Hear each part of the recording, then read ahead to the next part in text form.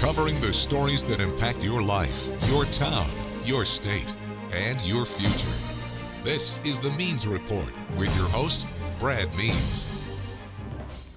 Hello, everybody, and welcome once again to the Means Report. We certainly appreciate you spending part of your day with us, where today we're going to cover a topic that fortunately or unfortunately impacts all of us, and it's what happens to your belongings after you leave this earth, and in particular, the importance when it comes to protecting your possessions and making sure they go where they're supposed to go of a will. Some people don't like to talk about that. It makes them uncomfortable, but I tell you, when it comes to those possessions, especially real estate, you're going to want things to be clean, and it's really not that intimidating or daunting to do so. An expert is on hand to tell us all about it. And of course, we'll wrap up the Means Report, as we always do, with ways that you can stay in touch and help us get more great guests, like local attorneys Cece Stallings. Cece, you're a busy attorney, no question about it, with the Hull Barrett firm here in town, and I appreciate you taking just a few moments to come be with us on the Means Report. Thank you.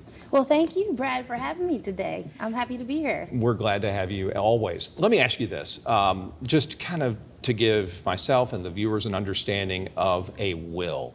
A lot of people think that's just a basic piece of paper and it's something that is used after you die. Some people may or may not understand the importance of a will. Give me a general definition of a will. Is it something that dictates where all your stuff goes when you pass? So basically a will, it is a document. Sometimes people have just a piece of paper, they will write stuff down and say, oh, this is my will. Sometimes that's okay, most times not. I always advise people get an attorney to draft a legal valid will for you, because it can cause problems when you go to probate and the will is not either properly executed or not properly drafted. But the purpose of the will is to basically advise people how you want your will or your estate to be managed. So you just say, hey, if I have a house, I want to leave this house to so-and-so, my spouse generally, if you're married, or to certain children. If you have jewelry, you may just say, hey, I want to leave all my jewelry to my heirs, or let my executor decide who it should go to. How specific have you seen a will broken down? Have you ever seen something like, I will leave the most minute thing to this person and these other 100 things to this person? Have you seen people just get overly specific? See if you can think of an example of that. So yeah, I have seen it where people do get very specific. For instance, there was an older lady I had that she had this particular brooch that her grandmother gave her, and she said, I want to make sure that goes to this grandchild and nobody else, because if it doesn't go to this grandchild, I would be very upset. So she specifically said this brooch, and we described it to a T, goes to this grandchild. When I watch television and I see a lawyer on TV read a will, it seems like it always begins with I blank being of sound mind and body. Is that a thing? And if so, how do you tell if somebody who's doing a will with you is of sound mind and body? So that is a very big thing, actually, especially as an attorney when we are looking at the execution of the will. So when we bring people in, especially the older individuals, we have to make sure that they are of legal or sound mind to be, or have the capacity, is what we call it, to sign a will, which means that you know what you're doing, you mean to do it, and this is the effect that you want to happen from leaving this will. Do you have them tested? So we don't have them tested, but a lot of times when we're asking questions, you say, hey, what's your name?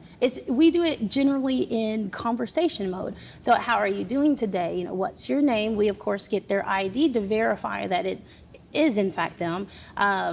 When were you born?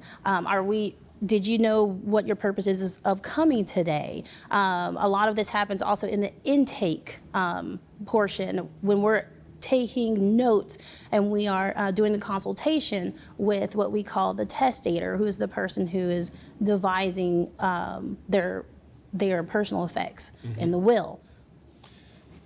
What happens if you don't have a will? Have you seen, and I presume that you have, things get pretty difficult or ugly if a family comes in and there is no will for the deceased? So when there's no will and you have assets in the estate that need to be probated, it goes by, it's called an intestate estate. and we will have to file a petition for letters of administration. So when you die without a will, then your estate has to go through administration. So that's the probate court. Yes. So even when you have a will, you probate a will, which means you go to the court, you file a petition for what's called letters testamentary. And that just says, I named my executor in my will. My executor is now going to the court or petitioning the court to say that my will is valid and that they are able to fulfill my wishes that are in my will. When you die without a will, then it can be a spouse, it can be a child, or it can be someone that has authority under the statutes to claim or petition to be appointed as an administrator, which means this person, you say, this person died without a will. I'm applying or petitioning the court to allow me to handle and manage their estate. How long does probate take? That sounds just what you just described, like a ton of red tape. So it's not really a ton of red tape. It's not bad? It's not bad. In Georgia, it's fairly quick and easy, especially if you don't have objections. So when you file a petition, a lot of times with a will, as long as you have a will, it's kind of clear, straight, cut and dry. Yeah. When you have an administration, they do have to you have to identify all the legal heirs, and all of those heirs are either served or provided a copy of the will and sign an acknowledgement saying, hey, we acknowledge we are heirs of this intestate estate, meaning the person died without a will, and that in the eyes of the law, we understand we're heirs and we're entitled to what they left. And so we agree with this person who's petitioning to be the administrator to handle or manage the affairs of their estate. When I think of somebody leaving their earthly possessions to somebody, the biggest thing I think of is their home. What happens if somebody doesn't have their intentions for their home spelled out? Is it possible that that home could be lost, that it could go on auction on the courthouse steps? What happens to real estate if things aren't clearly spelled out? Well, Brad, that is kind of a loaded question there. Yeah, I mean, it's scary. And the older I get, the more I see it happening. Yes, so I see it happen a lot because I also practice real estate law. Yeah. And so in a lot of transactions, we do have people that are trying to sell a property and there's a deceased individual on title. And that person's estate was never probated or administered, or an administration was never done. So then we have to go back and we have to assist the heirs with filing an administration. Now, you did ask what happens, if nobody does anything for the estate, could it go to foreclosure or could it go to tax sale? The answer is yes, it could, because if no one is appointed to handle the assets or the house, like mortgage payments or even payment of the taxes, you're gonna get liens and it's gonna end up in foreclosure. I was gonna ask you about that. Who pays all the bills when someone passes away? Or do your bills just go away? They do not go, they don't just go away. Wouldn't that be awesome? That would be awesome. Everything gets zeroed out. But no, do the courts then step in and pay your bills for you and then whatever's left, and then that's what you get? No.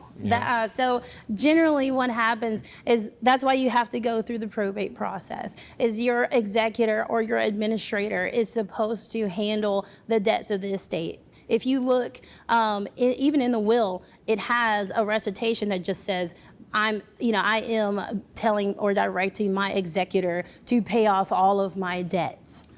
Can you be my executor, or does it have to be a family member? I can be your executor if you wanted. Does that happen a lot? It doesn't happen a lot. Usually, most times, if someone is married, it's generally their spouse. Yeah. Or if they have children, it'll be their oldest child or a parent.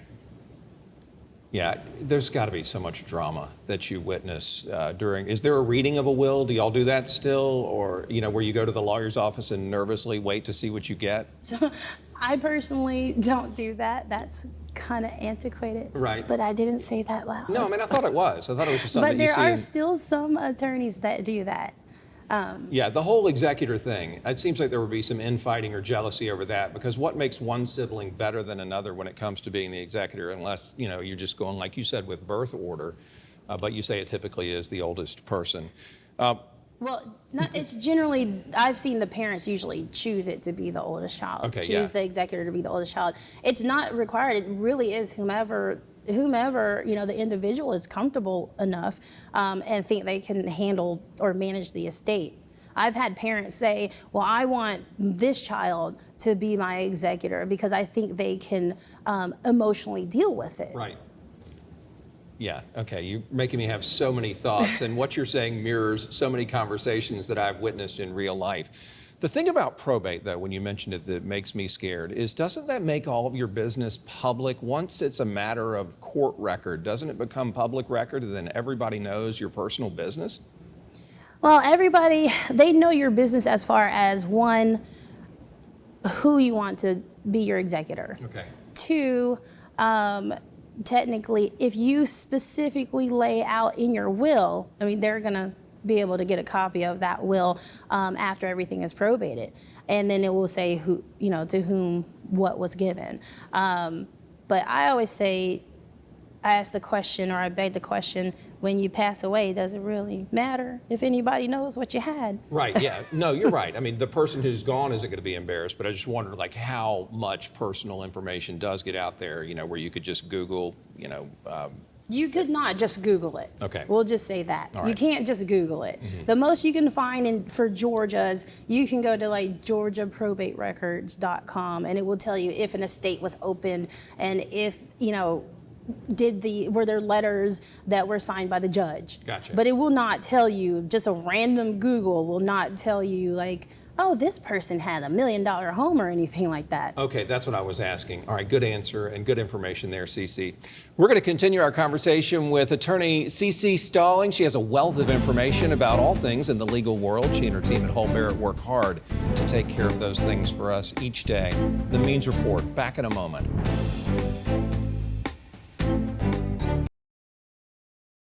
Welcome back to the Means Report. We're taking a look at what happens after you die. I know that sounds morbid, but it's so important, and it makes sure that your loved ones have clarity when it comes to your wishes. Attorney Cece Stallings with the Hull Barrett firm here in Augusta is our special guest today. And Cece, we've talked a lot about probate and wills in our first segment. Are these things just for people of means, people with large estates? No, Brad. No. These probates, it is for people even with the smallest estate. If you have a house, you have an asset, and you need to be able to determine what happens to that asset after you pass away. Everybody has personal possessions. Everybody has, most people have real estate, and you know what you want to happen to it after you pass away. What are the risks, and you touched on this in our first segment, what are the risks of writing your will down on a napkin or a piece of paper, or in this day and age, getting ChatGPT to give me a will? Well, I'm not going to touch on ChatGPT because there are a lot of advances, and I am a millennial, so I don't use it. Did you use it to write college papers? I did not. Okay, good. I did not. Because it doesn't sound like something it sounds like something a computer would write. But yeah, no, you don't have to diss ChatGPT when it comes to wills, but are there dangers in just saying, hey, computer, make me a will? Well, there are always dangers, even when you have the form agreements that you just go and download off of the internet. So it's kind of a similar thing. Although ChatGPT, sometimes if you give it good instructions, quote the code section or cite the code section that applies to this, it'll actually put that in the report or the document. But that's not what you asked.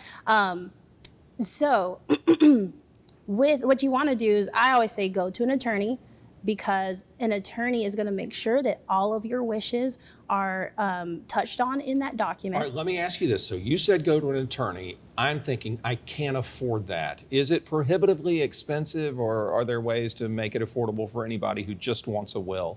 So a lot of times, if you talk to the attorney and you tell them, hey, I just want a simple will, I want to leave everything to my spouse, those wills are not overly priced. They're not overly expensive.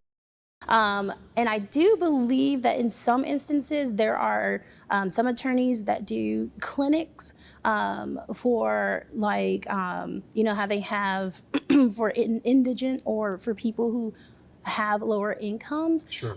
They'll have these clinics that are, for will drafting, where they can assist people kind of in a bulk setting. Okay. You just have to look for it. What's a living will? So, and I don't want to get outside your area of expertise, and feel free to tell me, hey, Brad, that's one of my partners' areas at Hull Barrett. But what's a living will? so I do have a partner who handles majority of that sort of stuff. Now I'm assuming you're speaking of like your healthcare will, living will, just to Right. tell someone. Generally, we call it a healthcare power of attorney. Okay. And that allows you to appoint an agent to help you, assist you with making healthcare decisions, medical decisions, in the event that you cannot make those decisions. You mentioned the contesting of a will earlier. Can anybody step up and challenge a will? And how successful are they likely to be if they say, wait, no, I'm supposed to get a piece of this? So technically, anyone could object or file, an objection to a will. Does not mean it's going to be valid or it's going to be successful, but it's going to cause a lot of headache. I will tell you that. And a lot of times, if that person is not a valid, if they don't file a valid claim, you can always seek to have sanctions or something put against them for filing a frivolous claim. But if you believe that you've been wronged and left out of a will, you can contest it. I would suggest getting an attorney to advise you before you file an objection or you contest the will, or even if you are filing an objection in an administration. I always say have an attorney, because the attorney is going to advise you, do you have a valid claim? Okay, so if we have followed all of your advice and we've done estate planning down to a T and we feel like all of our affairs are in order, then all of a sudden there's a late stage marriage or something. Someone swoops in and marries my dad, or somebody convinces him to do a deathbed change of will. Cece, are those types of things still enforceable? And what can family members who are kind of standing on the sidelines do to make sure their voices are heard and that their inheritance isn't jeopardized? So again, I say get an attorney, because you may have a valid claim against the estate to basically claim, there are different claims you can make to say, that person signed, or my father, he signed this under duress, or he was not of sound mind when he signed this. Right. So it's, this is not a valid will. And you can try to get the will thrown out. But I definitely say, if you think that your father did not validly sign the will, it's against his wishes, then get an attorney to file an objection. How often should we update our will? We talked about this in between segments, and it's such an important point because so many people think, I did a will right after I got married, it's still good, even though your life has drastically changed since then. How often should we revisit? I always say any life change, you want to review your will, make sure it still aligns with your wishes. For instance, you have children. And when you did your will, you didn't have kids. So now you have children. So you want to make sure your children are accounted for in your will. Like you said, got a divorce. If your spouse was originally in your will, obviously you want to take him out. You want to change it. Now, there are some laws that could protect you in that aspect, but you want to update, because you might want to, you might get remarried, and then you want to put your new spouse in the will. Okay.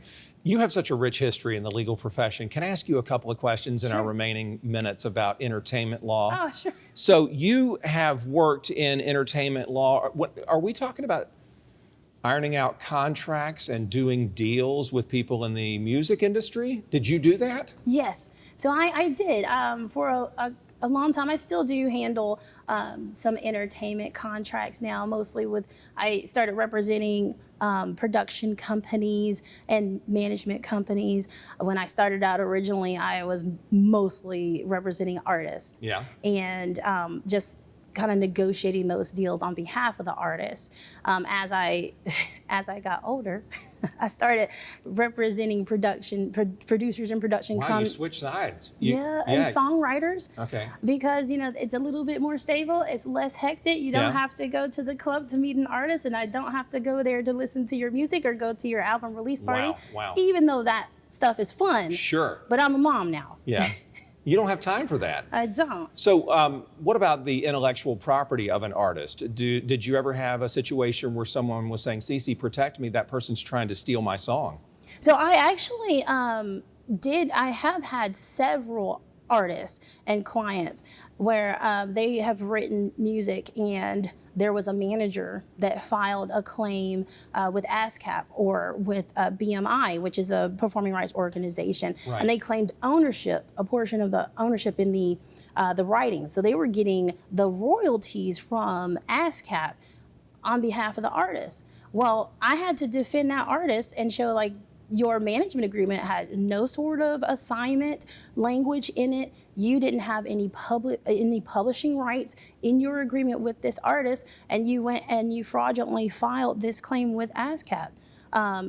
I had to pull all sorts of records, and it took us about 6 months to clean it all out. But at the end of the day, my artist, we prevailed, and it was a very popular song with a very popular hip hop artist that he had written and was not receiving his royalties. And so you were able to make sure he got paid? Yes. That is really impressive. That's incredible. You know, you mentioned wills are something that everybody should have. Intellectual property, or IP as it's called in the business, your business, is something that I think everyone would have a claim to. If we create something or if we think of something or invent something, what's the best way to protect that so that nobody steals our ideas or hones in on our creativity? So obviously, when you're alive, you can file, you can file copyrights, trademarks to protect your brand, copyrights to protect original works of art or original works that you create. You know, artists, they write songs, you would file a copyright to protect that. Okay, that makes sense. Any other legal advice for people in this day and age? Or are there any things that you see out there, Cece, where you think, man, you really should let me, an attorney, hold your hand through this because you're walking down a dangerous path? So on the will aspect, I say, yes, get an attorney, especially if you own property, because that can be a headache for your heirs. Your grandchildren can be cleaning up issues with property and title issues because you didn't leave a will or it wasn't probated. So that's important. From the entertainment aspect, I early on dealt with a lot of artists that signed these management agreements without an attorney.